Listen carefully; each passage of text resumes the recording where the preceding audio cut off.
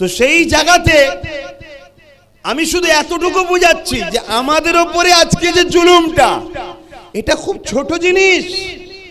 এই যে মিডিয়ায় দেখছে, এটাকে দেখে ঘেবড়ে যাবার কিছু নেই। আমাদের পিরিয়ডের অত্যাচারটা, এর যুগে যুগে ইসলামের উপরে একদল শয়তানের চেলারা জুলুম করেছে, আর আল্লাহ আমাদেরকে পরীক্ষা নিবার জন্য শয়তানদের ঘরে ক্ষমতাও দিয়েছে।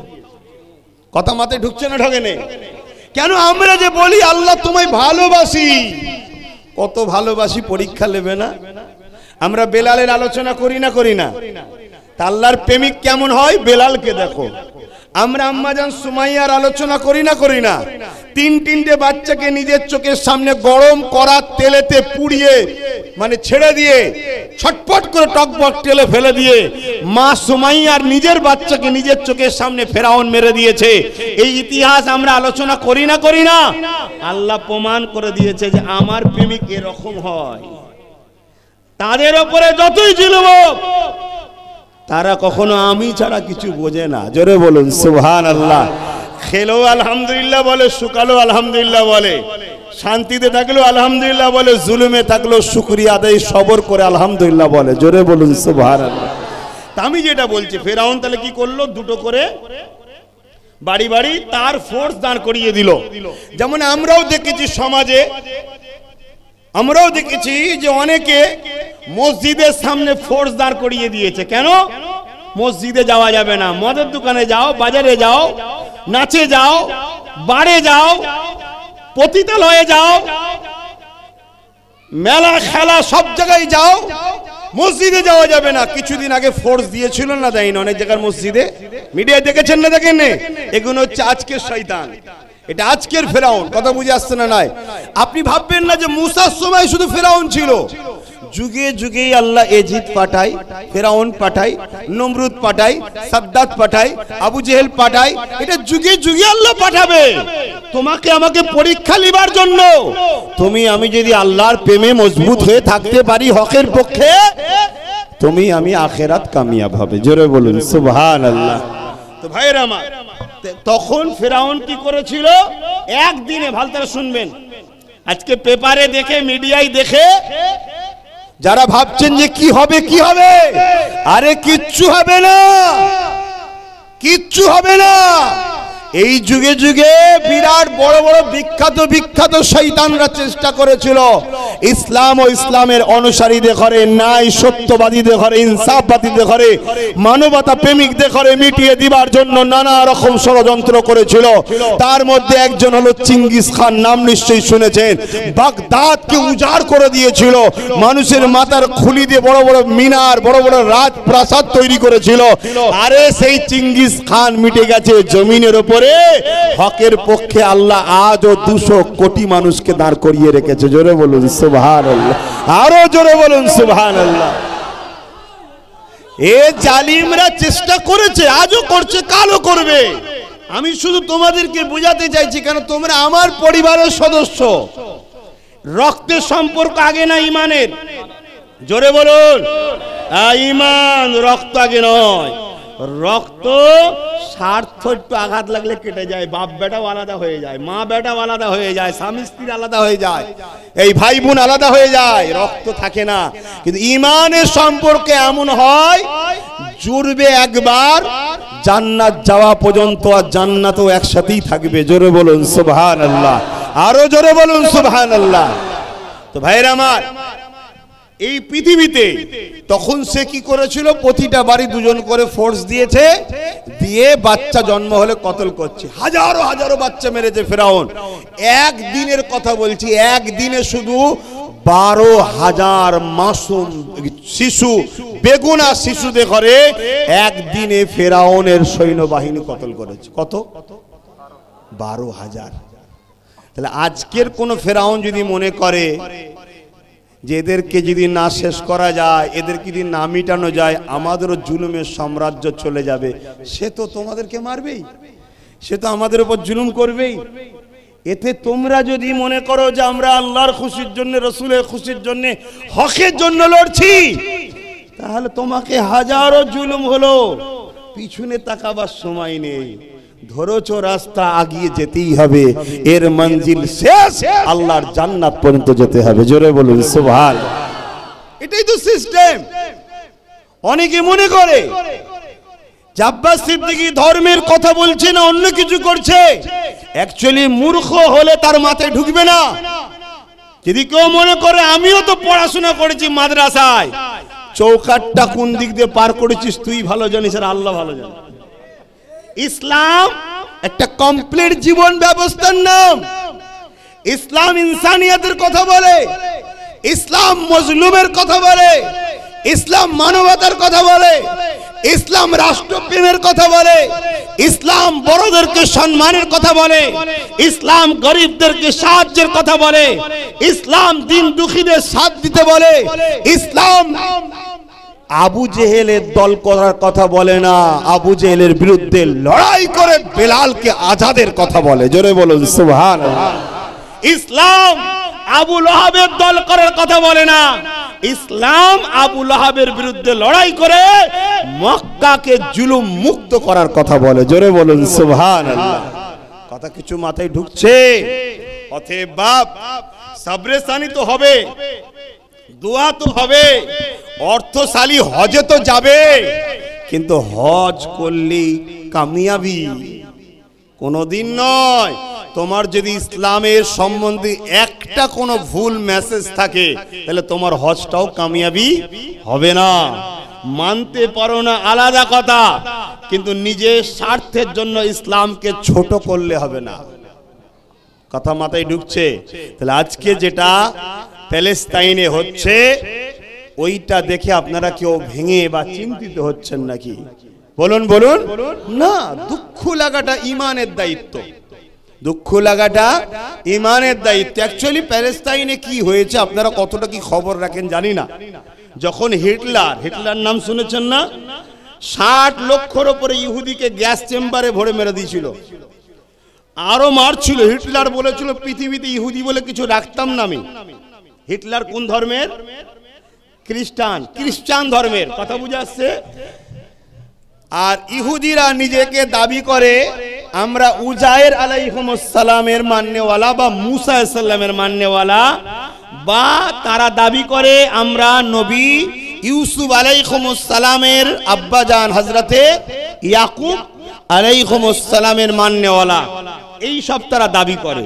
তো এটা অনেক বিস্তারিত আলোচনা, অত ডিপে গেলে আপনারা সময় নাই।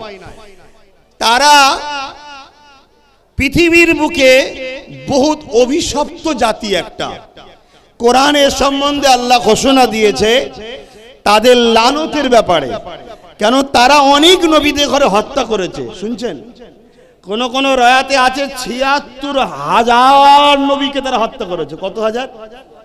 আর আল্লাহ তাদেরকে এত ভালোবাসা দিয়েছিল, এত জুলুম করার পরেও আল্লাহ তাদেরকে ফিরাবার জন্য বারবার নবী দিত, আর তারা নবীগুলোকে হত্যা করত। শুনছেন? হত্যা করত। তা হিটলার যখন তাদেরকে মেরে ফেলছিল তখন পৃথিবীর সবাই দরজা বন্ধ করে দিয়েছে, ঢুকতে দেয়নি।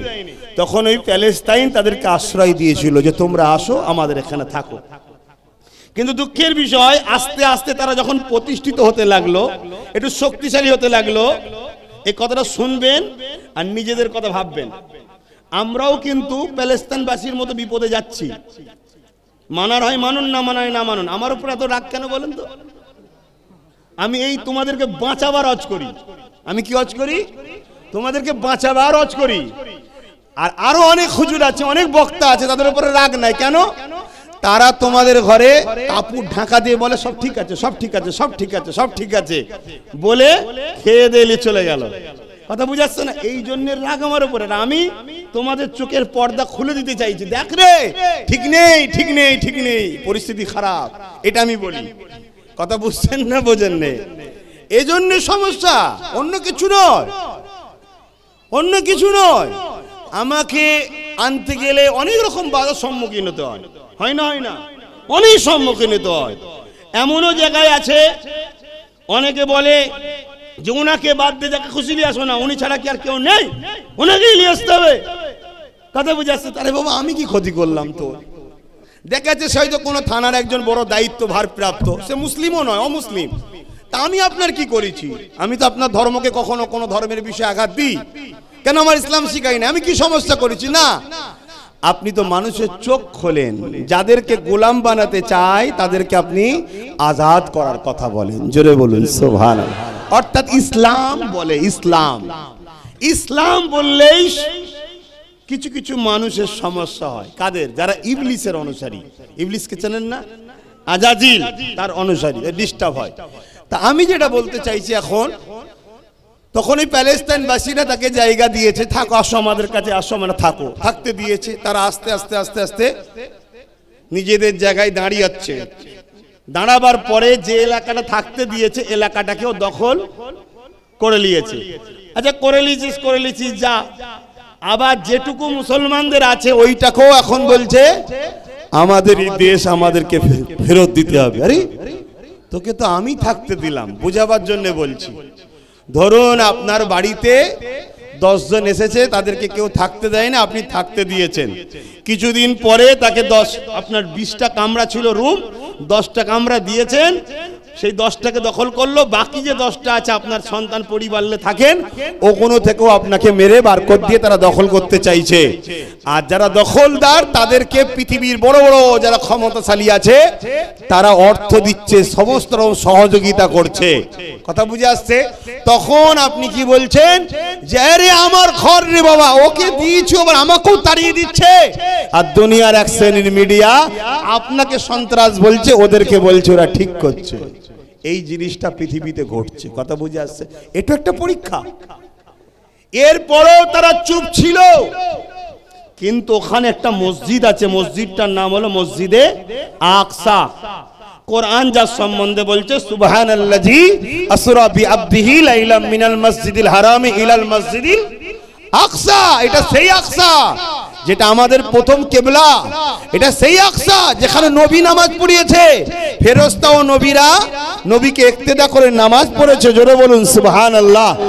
এখানে ঈসা নবীর জন্মস্থান, ওটা সেই প্যালেস্তাইন। কথা বুঝে আসছে? তাহলে এই যে যখন আল্লাহর ঘরটার উপরে জুলুম হচ্ছে, তখন তারা এবারে প্রতিরোধ করতে যাচ্ছে। কিন্তু প্রতিরোধ করতে গিয়ে তারা তো কোনো দিক দিয়ে পারছে না, অথচ তাদের কাছে সব আছে। আর মুসলিমদের কাছে কি আছে? প্যালেস্তাইনবাসীর কাছে ইট পাথর আছে। ইট পাথর দিয়ে তারা কিন্তু তাও কামিয়াবি হচ্ছে। এটা আল্লাহর সাহায্য ছাড়া অন্য কিছু নাই। জোরে বলুন সুবহানাল্লাহ। যেমন আপনাদের কথাই যদি বলি, ভাঙরবাসীর কথা, আপনাদের কাছে কিছু নেই, তারপরও আলহামদুলিল্লাহ আপনারাই কামিয়াবি হচ্ছেন। জোরে বলুন সুবহানাল্লাহ। আমার কি বলা ভুল হলো নাকি?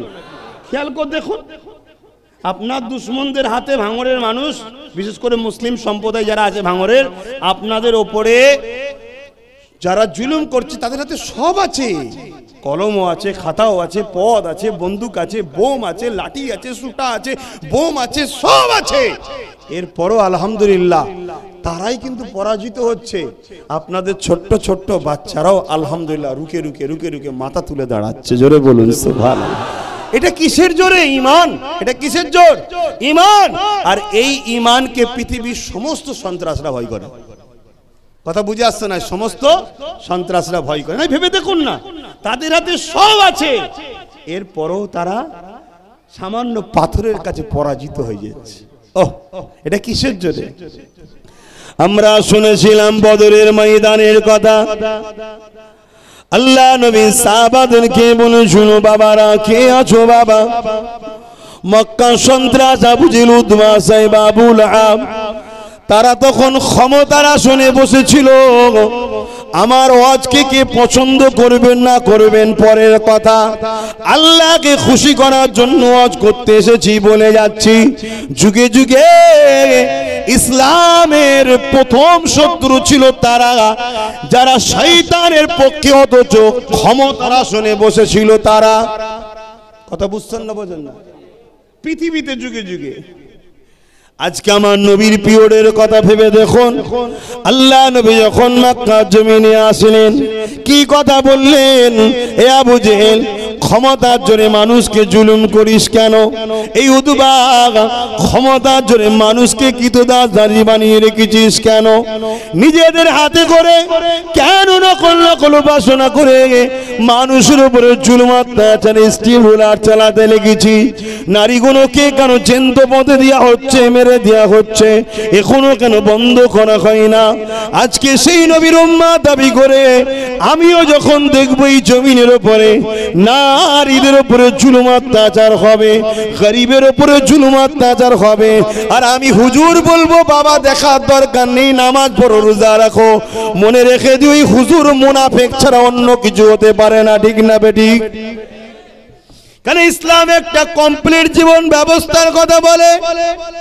নামাজ আমার ব্যক্তিগত জীবন, নামাজ নবী নামাজ পড়েছে, নামাজ পড়াতে বিশ্বের কিছু হয়নি, নবী দাঁড়িয়ে রেখেছে বিশ্বের কিছু হয়নি, আমি রোজা রেখেছি বিশ্বের কিছু হবে না।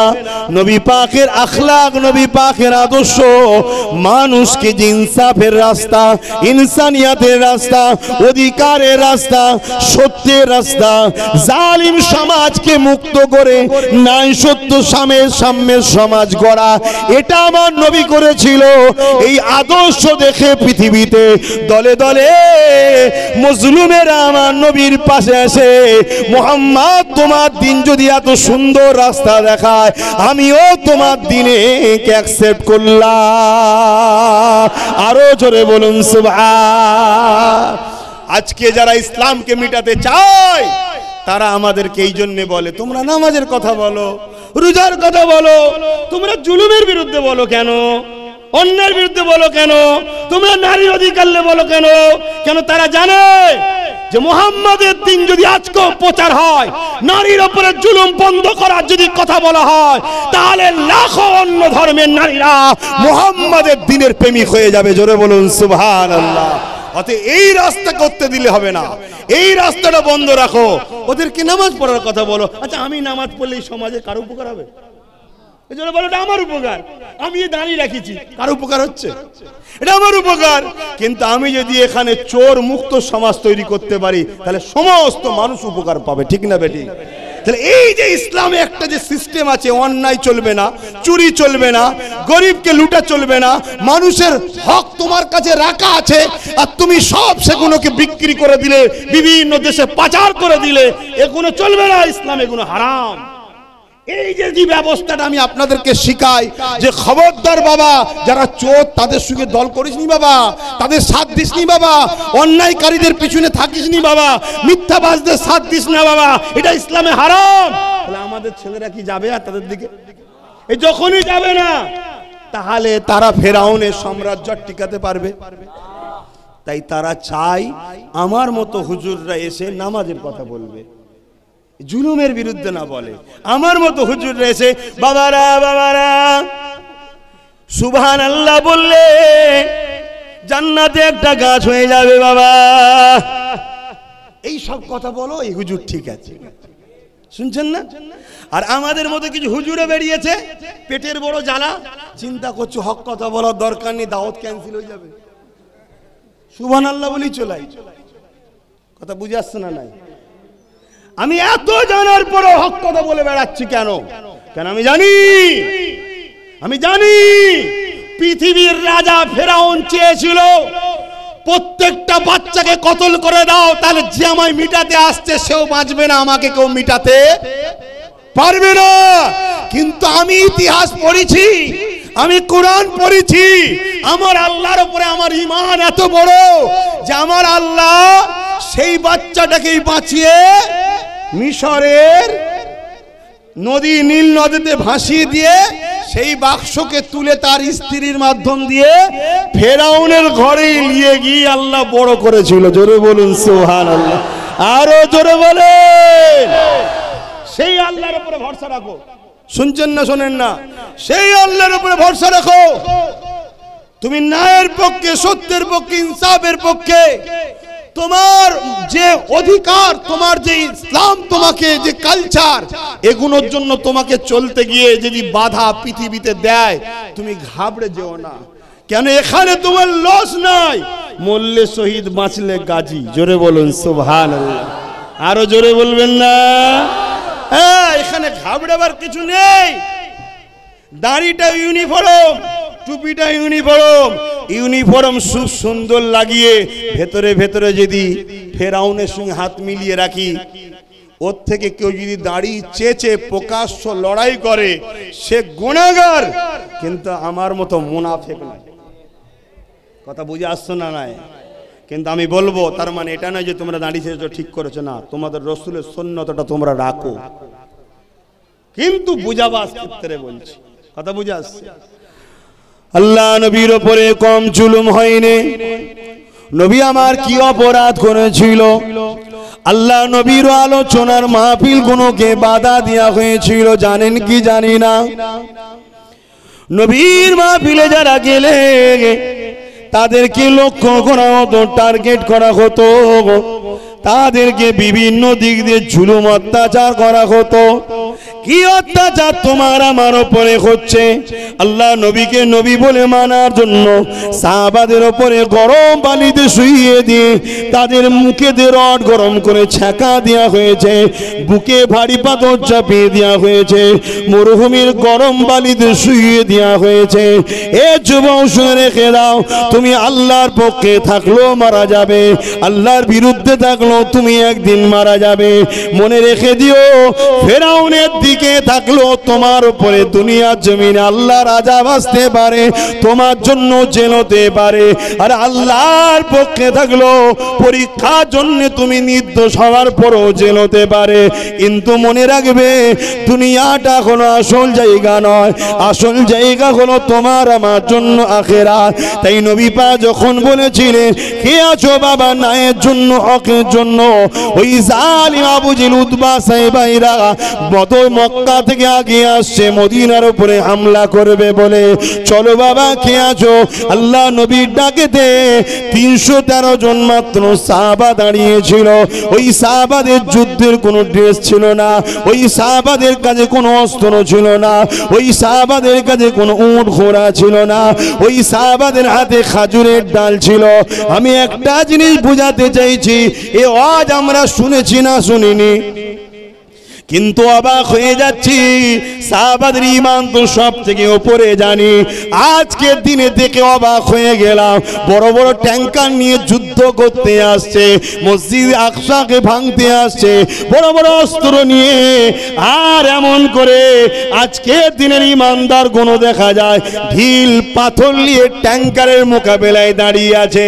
আহা বদর তোমার কথা শুনেছি কিন্তু দেখিনি, কিন্তু মুস্তাফার দিনে একদল উম্মত আল্লাহ রাখবে, তারা হকের জন্য জান দিয়াকে এত আনন্দ মনে করবে। দুনিয়ায় তারা যেমন জালিমরা বাঁচার জন্য শখ করে, এরা আল্লাহর রাহে কুরবান হবার জন্য তেমন শখ করে।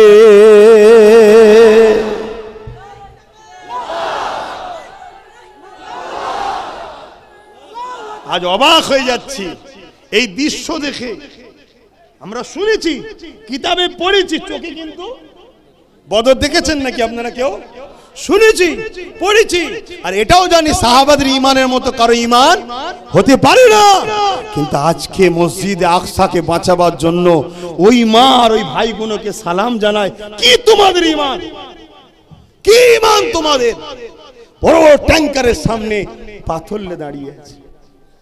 ট্যাঙ্কার বোঝেন, হ্যাঁ, একটা একটা গোলা ছাড়লে একটা গ্রাম নষ্ট হয়ে যাবে, এত ক্ষমতা। তারপরও আল্লাহ সেদিন যেমন বদরবাসীকে সাহায্য করেছে, আজকে তাদেরকেই আল্লাহ সাহায্য করছে। জোরে বলুন সুবহানাল্লাহ। মিশর থেকে বিভিন্ন দেশ থেকে খাবার যাচ্ছে, তারা বলছে তোমাদের খাবার লাগবে না, আমরা আল্লাহর ঘরের জন্য লড়ছি, আমাদের জন্য আমাদের আল্লাহই যথেষ্ট। জোরে বলুন সুবহানাল্লাহ। বাপেরা, নওজওয়ান তরুণেরা, তাই দুদিনের মায়াজালে জড়িয়ে যে আখিরাতকে হারিয়ে ফেলবেন না। আসুন আজকে যে বিষয়টা দুনিয়া জমিন থেকে যারা চলে যাবে, তারা যদি ঈমান নিয়ে যেতে পারে, তাদের সবরেসানি কোনো না কোনো জায়গাতে হবে। আজকে এই জায়গায় সবরেসানি হচ্ছে। এ যুবকেরা, তরুণেরা, বাপেরা, মাই মুরব্বী যারা চলে গেছে, তাদের কবরবাসী রুহের জন্য সবরেসানি হচ্ছে। মনে রেখে দেবে, রাখবেন মুসলমান আর মুমিন, মুসলমান দুটো এক নয়। মুসলমান সবাই মানুষ জন্ম যখন নেয় সে মুসলমান হয়ে জন্মায়, কিন্তু মুমিন হতে তোমাকে হবে, মা বোনেরা মুমিনা হতে হবে। মনে রাখবেন প্রতিটা মুমিন মুমিনাদের মধ্যে মুসলমান অবশ্যই এই অপশনটা রয়েছে, কিন্তু প্রতিটা মুসলমানের মধ্যে মুমিন মুমিনা অপশন থাকে না, সেটাকে বানাতে হয়। কি করে বানানো যাবে? মুমিন মুমিনা কাকে বলে? যে সব কিছুর থেকে আল্লাহ ও নবীকে বেশি ভালোবাসে, সেই হলো মুমিন মুমিনা। দুনিয়ায় তুমি সবার জন্য কথা বললে, দুনিয়ায় তুমি তোমার নিজের সম্পত্তির জন্য, গাড়ি বাড়ির জন্য, তোমার দুনিয়ায় লিডার নেতা সবার জন্য তুমি কথা বললে, কিন্তু যখন মসজিদের ওপরে আঘাত হয় তোমার মুখে কথা নাই, কিন্তু যখন মাদ্রাসার ওপরে আঘাত হয় তোমার মুখে কথা নাই। মনে রেখে দেবেন, এ যুবকেরা, তরুণীরা, বাপেরা, তামাম বিশ্ব জুড়ে আবার নতুন করে ইসলামের দুশ্মনেরা মাথাচাড়া দিয়েছে। এই মাথাচাড়া না দিলে ইমাম মেহেদী আলাইহিস সালামই বা কেন আসবে? যখন শয়তানদের মাথাচাড়া দিওয়াটা অনেক উপরে উঠে যাবে, তখনই তো আল্লাহ পাক তিনার পক্ষ থেকে পাঠাবেন, তখনই তো সাহায্য আসবে। শুনছেন তো নাকি? আবার মাথাচাড়া দিয়েছে। আপনি ভাববেন না, আমার দেশে তো একদল মানুষ দেখা যায় বিভিন্ন জায়গায় মুসলমানদের উপরে টার্গেট করে করে মারছে না মারেনে? বলুন বলুন বলুন। বিভিন্ন স্লোগান দিয়ে জোর জুলুম করে আমার কওমের মানুষদের ঘরে বিভিন্ন জায়গায় টার্গেট করে করে মারা হচ্ছে, মসজিদগুলোর উপরে আঘাত দেওয়া হচ্ছে, মসজিদে বিভিন্ন স্লোগান দেওয়া হতে লেগেছে। এ যুবকেরা, ওই বিপদ থেকে আমার বাংলাও আজকে রক্ষা নাই, কেননা আমার বাংলা তো ইসলাম ধর্মের বিরুদ্ধে লাগা হয়ে গেছে। আমার বাংলা তো দেখবেন ধর্মীয় সভাগুলোর উপরে আক্রমণ হচ্ছে, আমার বাংলা তো বিভিন্ন ধর্মস্থানগুলোর উপরে আঘাত হচ্ছে। তার বাংলা জমিনে সব থেকে পবিত্র শ্রেষ্ঠ ধর্মস্থান হলো মুসলমানদের তীর্থভূমি ফুরফুরা শরীফ, সেখানেও আঘাত হয়েছে না হয়নি? জোরে বলুন। তাহলে শয়তানরা মাথা আবার চাড়া দিচ্ছে না, দেয়নি? এর কারণটা কি? এর সব থেকে বড় কারণ হলো আমার মুসলিম সমাজের মধ্যে এক দল দাড়িওয়ালা, টুপিওয়ালা, বক্তা সাহেব, পীর সাহেব, পীরজাদা, মৌলী সাহেব, ইমাম সাহেব আজকের জালিমদের সঙ্গে গোপনে হোক আর প্রকাশ্য হোক বন্ধুত্ব করে তাদেরকে সাহস জুগাচ্ছে, তাই এ ক্ষমতা পেয়েছে। বুঝতে পারছেন? তরুণেরা, এর জন্য খাবরাবার কিছু নাই। আল্লাহ নবী হযরত ইব্রাহিম আলাইহিস সালাম, যিনি আমাদের আব্বা জান, নমরুদের বিরোধী করার জন্য আমাদের আব্বাকে নমরুদ গরম আগুনে ফেলতে চেয়েছিল। বিশাল আগুন তৈরি করে আমাদের আব্বা জান ইব্রাহিম নবীকে ওই অগ্নিকুণ্ডতে যখন ফেলতে লেগেছে, ওই সময় এমন করে জিবরাইল আলাইহিস সালাম এসে ওই অগ্নির কুণ্ড থেকে রক্ষা করবে বলে হযরত ইব্রাহিম নবীকে বলতে লেগেছে, ও হযরত ইব্রাহিম নবী, আপনি যদি বলেন তাহলে এই জালিমের অগ্নিকুণ্ড থেকে আপনাকে রক্ষার চেষ্টা করব। এই সময় তখন ইব্রাহিম আলাইহিস সালাম কি বলেছিলেন? হে হযরত জিবরাইল, শুনে রেখে দেন, আমি সেই আল্লাহকে মানি যিনি কানা নয়, অন্ধ নয়, তিনি দেখতে পান। তিনি যদি আমাকে আগুন থেকে তিনি বাঁচাতে চান, অবশ্যই তিনার ক্ষমতা আছে, বাঁচাতে পারে।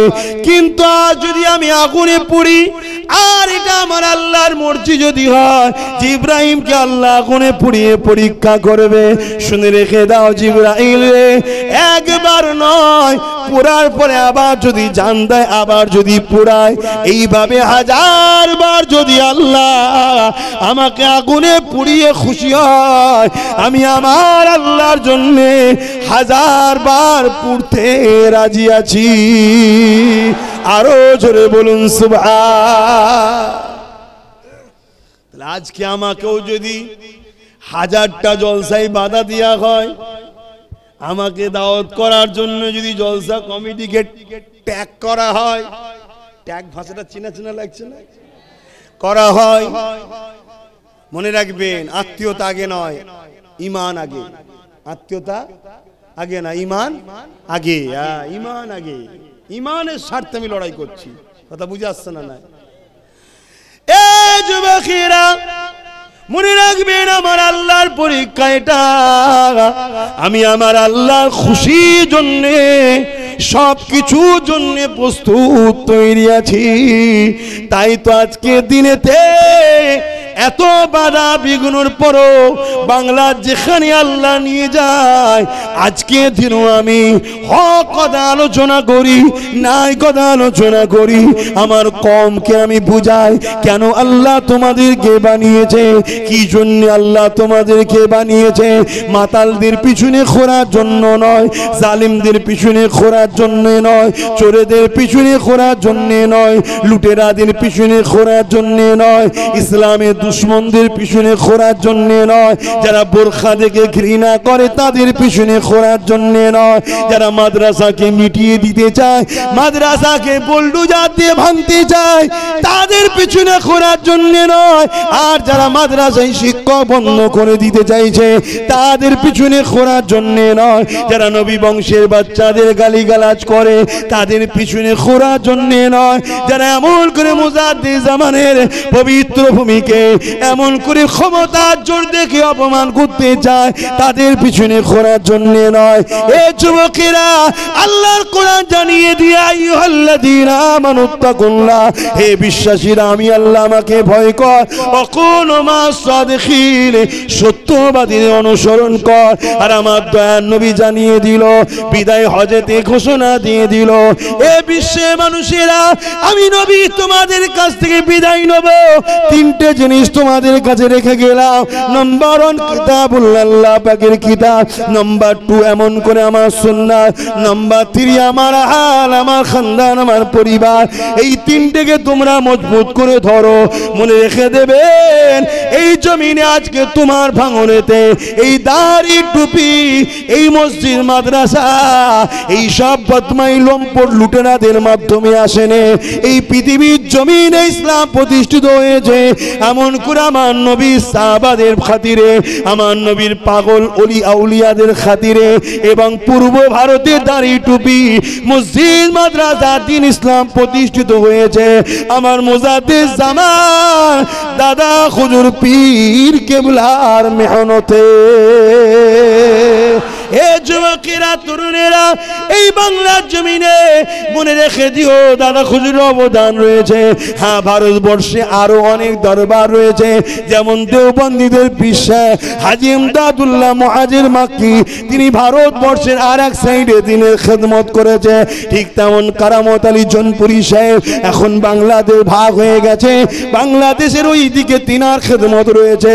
কিন্তু পূর্ব ভারতের মানুষ ইনসাফের ধর্ম, মানবতার ধর্ম, অধিকারের ধর্ম, সত্য রাস্তা দেখানোর ধর্ম, আল্লাহর মনোনীত ধর্ম, মুহাম্মদ রাসূলের রেখে যাওয়া ইসলামের বাণী তোমাদের দরে দরে পৌঁছে দিয়েছে অন্য কেউ নয়, জামানার মুজাদ্দিদ দাদা হুজুর পীর কেবলা।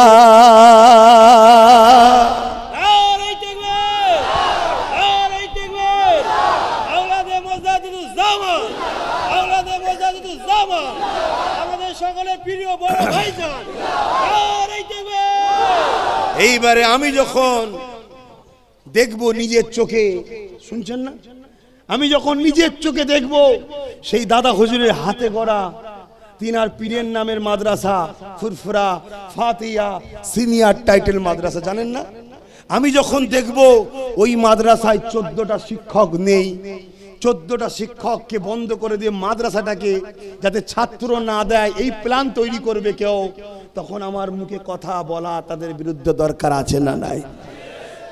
তোমরা জানো কি দাদা হুজুরের মাদ্রাসায় 14টা শিক্ষক নেই? এই জানো কি? জানো না। কিন্তু আজ আব্বাস সিদ্দিকী বলে গেল, শোনো, মাদ্রাসা দুশমনদের এটা একটা পরিকল্পনা। মুজাদ্দেদ জামানের শুধু মাদ্রাসাটা নয়, সীতাপুরের মাদ্রাসাতেও 11টা শিক্ষক নয়। এইভাবে বাংলা জুড়ে বিভিন্ন শিক্ষা প্রতিষ্ঠানের ভ্যাকান্সি মাদ্রাসাকে মিটাবার জন্য কম করে 10,000 ভ্যাকান্সি খালি আছে। কেন? যাতে মাদ্রাসায় শিক্ষক থাকবে না, আমরা ছেলে দেবো না। ছেলে যখন দেবো না, পড়াশোনাটা হবে না, মাদ্রাসাটা নীরবে ধ্বংস হয়ে যাবে। কথা মাথায় ঢুকছে? এক বাবুরা ভোল্ডুজার দিয়ে ভাঙছে, ওরাও যেমন ইসলামের ক্ষতি, মাদ্রাসার দুশমন। আর এখানেও দেখা যাচ্ছে মাদ্রাসার শিক্ষক বন্ধ করে দেওয়া হচ্ছে। এই কথাটা অন্য কেউ বলে? বলুন। তাই জন্য অন্য কেউ এলে সমস্যা নেই, আমি এলে সমস্যা। মাথায় ঢুকেছে না? ঢুকে না? এবারে আপনারা মন ঠিক করুন, আব্বাস সিদ্দিকীর সঙ্গে মিশবেন কি মিশবেন না? মন ঠিক করুন। এ বেলাল নবীর সঙ্গে মিশবে? বেলাল বলেছিল হ্যাঁ মিশবো। বেলালের দুনিয়ার মনিব বলেছিল তোমাকে জুলুম করব, আগুনে পোড়াবো, গরম রড করে ছেঁকা দেবো, ঘোড়ার সঙ্গে পায়ে দড়ি বেঁধে টেনে টেনে নিয়ে যাব। বেলাল বলেছিল যা খুশি করে লিগে যা, যতদিন বাঁচবো তো মোহাম্মদ রসুলের হয়েই বাঁচবো। জোরে বলুন সুবহানাল্লাহ। এ খাব্বাব, তুমি কি মোহাম্মদকে ছাড়বে না? তোমার উপরে জুলুম হবে। খাব্বাব একটাই কথা বলেছিল, যা খুশি করে লিগে যাও, যতদিন বাঁচবো রসুলকে নিয়েই বাঁচবো। জোরে বলুন সুবহানাল্লাহ। রাজ বাংলার মানুষ, তোমরা মন ঠিক করো, মা বোন বাপ ভাই, হক ইসলামের জন্য কথা বলবো, রসুলের জন্য কথা বলবো। এতে আমার সঙ্গে মিশতে তোমরা চাও কি চাও না তোমরা ডিসাইড করো, কিন্তু মিশবে মার খাবে না এটা হতে পারে না। মিশবে জুলুম হবে না এটা হতে পারে না। মিশবে কেস হবে না এটা হতে পারে না। কেন? আল্লাহর পক্ষে থাকলেই বাধা আসবে। আগেও আসছে, আজও আসছে, আমার পরের জেনারেশনের উপরও আসবে। কিন্তু ততটা তো আসেনি যেটা প্যালেস্তাইনের উপর আসছে। এসেছে? এতেই যদি তুমি বলো যে কি হবে কি হবে, তাহলে কি হবে? উত্তম রাস্তা কি? দুনিয়ায় মজা করে লাও, যেমন করছে অনেক মুসলিম নাম করা শয়তান। করছে না? করে না? মজা করো, ফুর্তি করো, রিল্যাক্স করো। কথা বুঝে আসছে না? গান দাও, মেলা দাও, জুয়ার আড্ডা খোলো, মদের দোকান দাও। বুঝতে পারছেন না? কোনো অসুবিধা নেই। আল্লাহ ছাড় দেবে, ছেড়ে দেবে না। সময় হবে তপকর ধরবে। ধরছে না? ধরে না? একটা একটা ধরছে না? ধরে না? সব খোদার ইশারাই হয়। তুমি মানো চাই না মানো, আমি মানি। শুনছেন না? শোনেন না? কেন প্রায় জলসায় দোয়া করি, খোদা যারা আমার পীরের দরবারে প্রশাসন পাঠিয়ে অপমান করেছে, খোদা এই এদের দিয়েই তুমি তাদেরকে বেউজ্জুদি করে ধ্বংস করো। আপনারা বললেন না? বলুন আল্লাহুম্মা আমিন। হ্যাঁ, কথা বুঝে হবে, কিন্তু কবে হবে আমি জানি না, আমি জানি না, কিন্তু হবে এটুকু শিওর। কেন? আল্লাহর কোরআন মিথ্যা নয়। কথা বুঝে আসছে না? নাই তো ভাইরা আমার, এবার আপনারা ডিসাইড করুন না, আমি কাউকে জোর করলাম? বলুন ডিসাইড করুন, মাইন্ডে সেটিং করুন। শুনছেন তো নাকি? মাইন্ডে সেটিং করুন। দুনিয়ায় আল্লাহ ও রসুলের পক্ষে যারা বলে তাদের পিছনে সাথ দেবেন।